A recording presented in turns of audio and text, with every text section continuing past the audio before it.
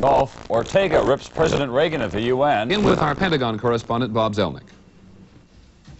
In describing the incident, the Pentagon said U.S. assault helicopters attacked the Iranian boats only after a U.S. observation chopper had drawn fire from the Iranians.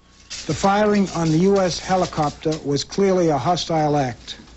The helicopter crews fired in self-defense. The incident occurred 15 miles southwest of Farsi Island, where many of the patrol boats are based, and not far from the Saudi oil drilling platform of Kaji, threatened by patrol boats last weekend.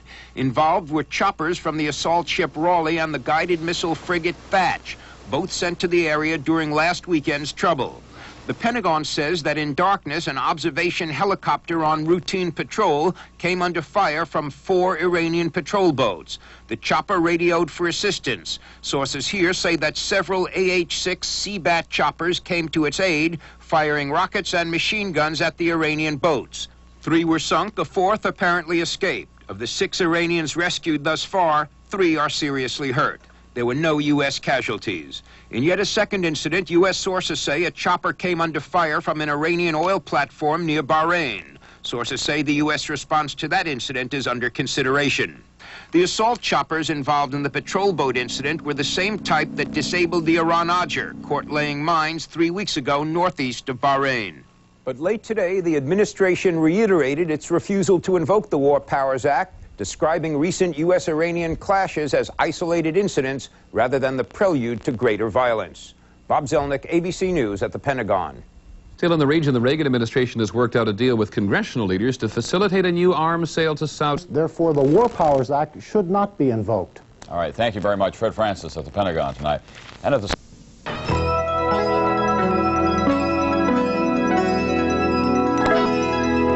and rather reporting. U.S. and Iranian forces have clashed again in the Persian Gulf, and it ended with 3 Iranian patrol boats destroyed, a 4th apparently escaped. The Pentagon said it happened at nightfall near Iran's Farsi Island naval base in the northern Persian Gulf. An Iranian patrol boat opened fire on a U.S. observation helicopter on routine patrol in this area. That chopper crew called in helicopter gunships, and they fired machine guns and rockets, setting the Iranian craft on fire. The attack took place just a few miles north of where U.S. helicopters attacked an Iranian mine-laying ship some 3 weeks ago. This is all in the main shipping channel that comes down from Kuwait and Saudi Arabia, which are now allied with Iraq against Iran in the Gulf War. For the latest details on today's action, our Pentagon correspondent David Martin reports. The Pentagon says 3 or 4 Iranian speedboats fired at an American helicopter on a routine nighttime patrol 15 miles southwest of the Iranian-held Farsi Island. The helicopter called for help from U.S. Army gunships, which opened fire on the Iranian speedboats. As a result, 3 Iranian boats were destroyed. The 4th Iranian boat apparently escaped. There were no U.S. casualties, nor was any damage to U.S. helicopters reported. 3 Iranian survivors were picked up by a U.S. patrol boat. 2 of the Iranian survivors are reported in serious condition. In a separate incident, another U.S. helicopter reported shots being fired from an Iranian oil platform in the southern part of the Gulf. The helicopter was not certain if it was the target and did not shoot back. Today's incident marks the 2nd time U.S. helicopters have fired at an Iranian ship. Last month, this Iranian ship was shot up and its crew taken prisoner after it was caught laying mines in the Persian Gulf. Today's sinkings brought an immediate reaction from Capitol Hill. It is clear that American forces have been placed in an area where they have become engaged in hostilities, and clearly the War Powers Act is supposed to be invoked under those circumstances. The law is clear and it's on the books, and we obey it until we change it or get rid of it. White House sources say it is doubtful President Reagan will invoke the War Powers Act, which gives Congress the right to force the withdrawal of American forces from the Persian Gulf. Dan? David, can the president be forced to invoke the War Powers Act?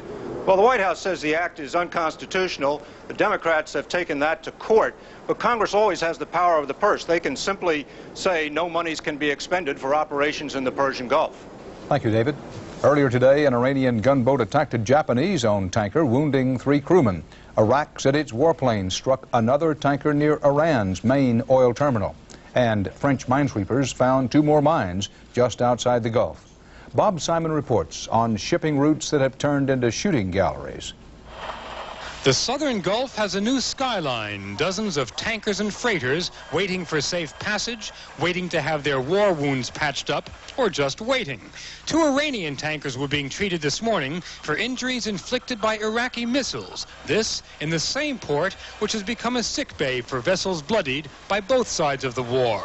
2 reflagged Kuwaiti tankers, now unmistakably American, were waiting this afternoon for American warships to come around and take them up the Gulf. But the chic and sleek escort service provided by the Western powers is being overwhelmed by the number of fat old tankers needing help. U.S. officials here say the warships are being wasted, that if Iran doesn't agree to a ceasefire soon, the frigate should be used to enforce a UN-sponsored blockade of the Gulf. Objective, build a military gate to shut off the flow of arms to the Khomeini regime. Tehran showed off its hardware recently. It staged a military parade, Red Square style, designed to broadcast fear to Baghdad and caution to Western capitals. Tehran also broadcast its latest recruitment drive for martyrs. But some of these enthusiasts will wind up not on the holy war front with Iraq, but in the brutal mountains of Iran, fighting Iranian guerrillas opposed to the Khomeini regime. The People's Mojahedin has headquarters in Baghdad and a press office in Washington. If Iraq is hoping these fighters will destabilize Iran, Iran is providing weapons and support to Kurdish rebels fighting Iraq. Western sources in Baghdad estimate that Iraq has had to siphon off 30,000 troops to deal with the Kurds who've been struggling for a homeland. But in Western eyes, these are sideshows to the theater in the Gulf, a theater which could just conceivably open soon with a new show. U.S. and Soviet ships patrolling together under a UN flag. Bob Simon, CBS News, in the Gulf. The White House and congressional leaders